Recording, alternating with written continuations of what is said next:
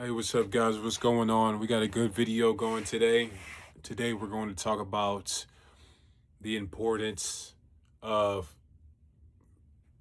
Donald Trump and Andrew Tate. We're going to talk about that. So, we're going to talk about pretty much how they changed everything that's going on right now in society. So, because I see a lot of people bashing them, bashing Donald Trump, bashing Andrew Tate, especially right now, a lot of Tate hate. Wow, I might have to start the video over again. Did I just say Tate hate? I didn't mean to do that, but yeah, I'm seeing a lot of Tate for. I'm seeing. Okay, I'm seeing a lot of hate for Andrew, and it's unfortunate because he's done so much for the movement. So you would think that there is a way that people could work things out.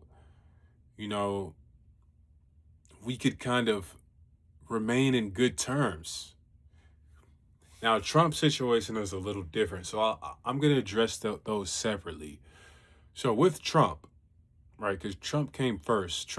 When Trump came in 2015 and he came in the scene, everything changed because Trump was the first politically incorrect president, and that changed everything because at the time, 2015, 2016, 2017, you literally couldn't say anything.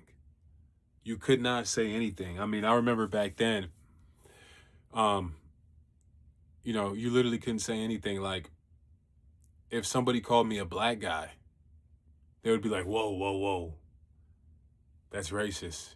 You can't call him a black guy. He's more than a black. It's like, bro, what? Literally, what? What are these people talking about? But that's how it was back then. Any littlest thing could be racist. The slightest thing could be racist. You know, so people weren't allowed to say anything pretty much. I mean, you couldn't even ask a girl how old she is. That was an insult. I mean, and that's a tale as old as time, right? But everything that you could think of that could probably be on the edge now was banned at this time. So when Donald Trump came in the scene, it was just something that we've never seen before because he was on the mic being a guy. Like all of us guys, we all think this way, but we know we have to take it through 79 filters before we get it out to the real world because we're not allowed to say these things. But Trump, he didn't take it through 79 filters. He only took it through like 8 filters. So when we heard it, it's like, oh my gosh, this is a free man. This is a man that's bound by nothing. He's literally free to say whatever he wants. I mean, he's on interviews saying like they were asking them about girls being underage and things like that. And he'd be like, I understand him. He's talking about his daughter. If he wasn't if he wasn't his daughter, he'd be dating her. Now women, especially women, people who are very emotional, they hear that and they're like, "Ugh, you monster." But a guy hears that and we're like, we understand that. We get it. Because it's really just a compliment actually. It's just saying his daughter is just a great woman. She's beautiful. She's a great woman. He would date her if he wasn't her dad. Like that's just a compliment, but it's like a dad joke. It's like dad cringe, and it's like a you know. But there's nothing actually wrong with it. It just doesn't make you feel good. Which was the whole Trump thing. That was his whole thing. Hey, you're not gonna like this. This isn't gonna make you feel great. But hey, this is true. This is what I think. And yeah, I'm going to say it on CNN. And who cares about you guys anyway? Because you guys are fake news.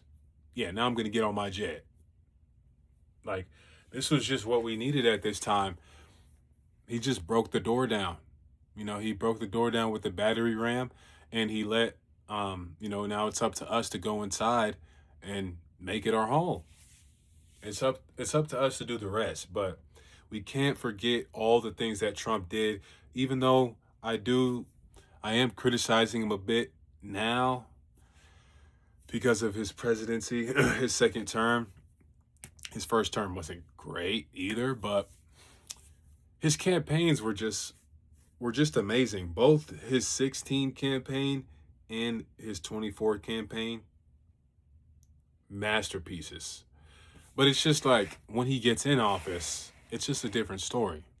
We have to admit that. We got to be honest there that when he gets in office, it's not the same as his campaigns. We got to at least be honest with that, right? So 2024, now I am critical of some of the things that he's doing as far as how he approached the Greenland situation. I feel like we could have approached that better to actually acquire Greenland, but he kind of just provoked all of Europe to unite, and he provoked the whole EU to kind of unite and defend themselves against Greenland. Now they care about Greenland all of a sudden. So I feel like we could have went that a better way. The pro, the provoc the, what is it called? The way Trump provokes, right? What is the word? It's not provocative.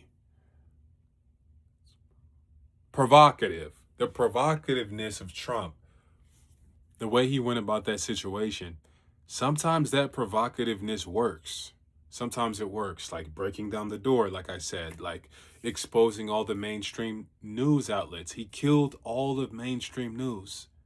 CNN, CBS, well, except Fox News because they like him.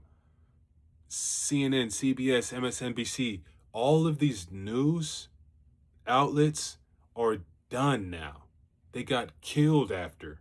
Nobody watches them. Jimmy Fallon, Jimmy Kimmel, all these late night hosts, they're literally done for. They get no views because Trump killed them to their face. He said, "Hey, you're fake news. You guys don't cover these things. Blah blah blah. Misconstrued. You guys don't even cover the real news. You guys are fake news. You're doing hit pieces on me while real stuff is actually going on. You're not covering it. So we don't respect you.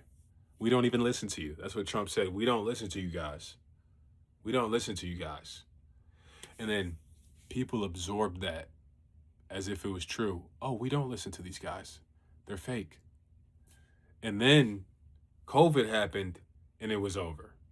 The way CNN and MSNBC and all these news outlets covered COVID, how they treated all the anti-vaxxers like criminals, like Nazis. How could you guys? How could you guys not wear a mask? You're killing everybody. You're killing your grandma. These people are horrible. Throw them in jail. Fire them. They just antagonized the anti-vaxxers for months, for years, just for it to come out that, oh, well, we were right. No apology, no nothing. So after that, that was the nail in the coffin for the mainstream media. But what Trump did, I mean, he did a lot of stuff. He did a lot of things, and that can't be forgotten. So, but I see a lot of people, because the left, the liberals, people like that, women, they've been trying to shit on Trump this whole time. So now when people start to criticize Trump, okay, he's doing this wrong, he's doing this wrong, the liberals and the left, they unite. They're like, no, we were telling you guys the whole time. We were telling you the whole time, Trump is this. We were right. Trump is horrible. Not exactly, right? We don't agree with you. We don't agree with you. You hate Trump because he said something about women. You hate Trump because he called this girl a piggy. That's why you hate Trump. I think that was based. I think that was cool, actually. I hate Trump for a completely separate reason, right? So we have to make this distinct. We have to make this line distinct. Hey, we're not liberals, because I feel like a lot of people are getting lost in that. They're hating Trump. They're criticizing Trump because he's not what he's promised. And they're getting sucked into this liberal left tsunami. And, they're starting to say things like, um, we shouldn't have done that to Maduro. We shouldn't have got Maduro. We shouldn't have got Venezuela's oil. We shouldn't intervene with anything. Hold on here, buddy. Slow down. We're America.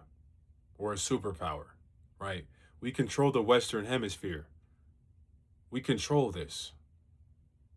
As said by the Monroe Doctrine, we control this hemisphere. So let's relax. I get we're not, we're frustrated with how Trump is executing. We get that. But we're not going to swing the other way and become liberal. That's not how that works. That's not how that works. So we got to stay focused.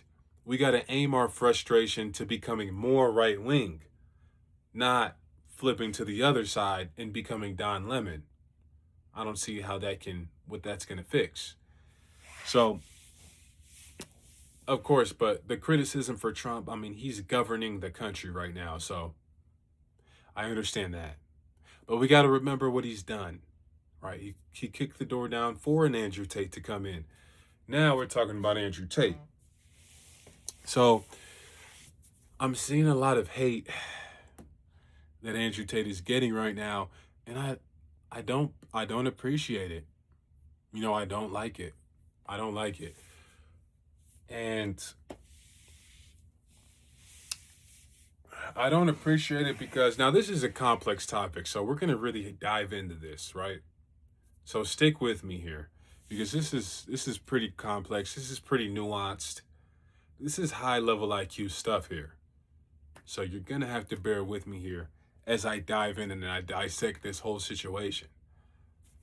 So Andrew Tate, every guy, 2020, 2021, 2022, every guy at least saw one Andrew Tate clip and was like, okay, this guy is spitting facts. This guy is right about women. He's right about feminism. He's right about masculinity. He's right about going to the gym. He's right about, your appearance, things like that. He's right about a lot of stuff. And he really motivated a lot of guys. Most guys. He motivated most guys.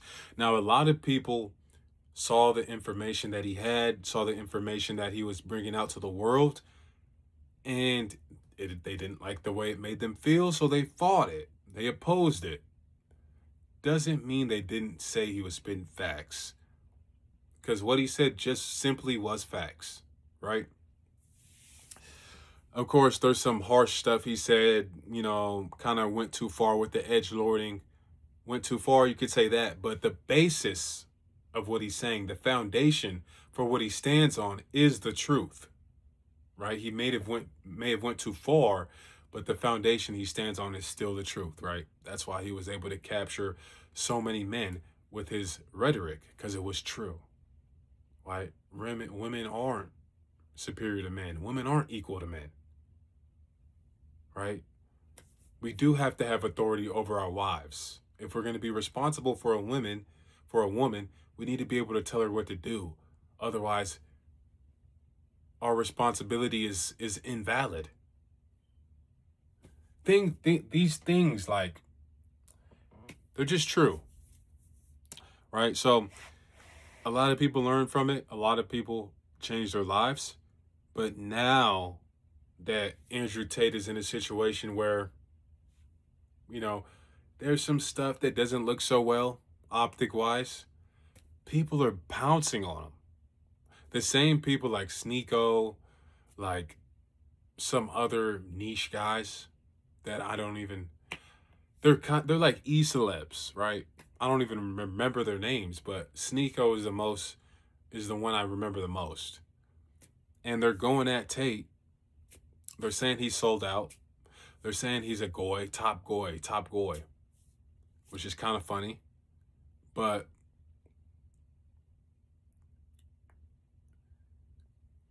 now you're stepping into liberal territory when you're doing that. And what I mean by that is, Because, okay, you're saying he sold out to the Jews. That's one thing. But now you're saying that he's a fraud. He's not masculine. He he was always a fraud and this and that. Okay, well, you're just a liberal now. You're just a liberal now. I mean, if you're going to say Andrew Tate's a fraud, you're going to say he's lame. You're going to say he's a loser. You're going to say all this stuff. Now you're going at him. Well, now you're just a liberal. Now you're literally just a leftist. You're literally just, you're literally just a girl on The View now. You're one of the girls on The View. You're Joy Behar. You're Joy Behar. You're going at Andrew Tate saying he's a fake. He's a fraud. He's not this. He's a loser. He probably hates women. And they're probably gonna start calling him a misogynist. That's probably their next move, to call this guy a misogynist now. It's like, okay, well, now you're just Joy Behar. Now you're just a liberal. It's one thing to criticize him because you don't think he handled the situation in the club right with the Kanye song. That's one thing.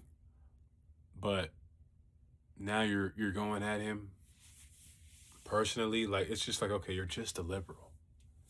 So I don't like to see that, because Andrew Tate is still, he's still Tate. He still comes out with some motivational stuff. He still comes out with a lot of stuff that speaks on the truth.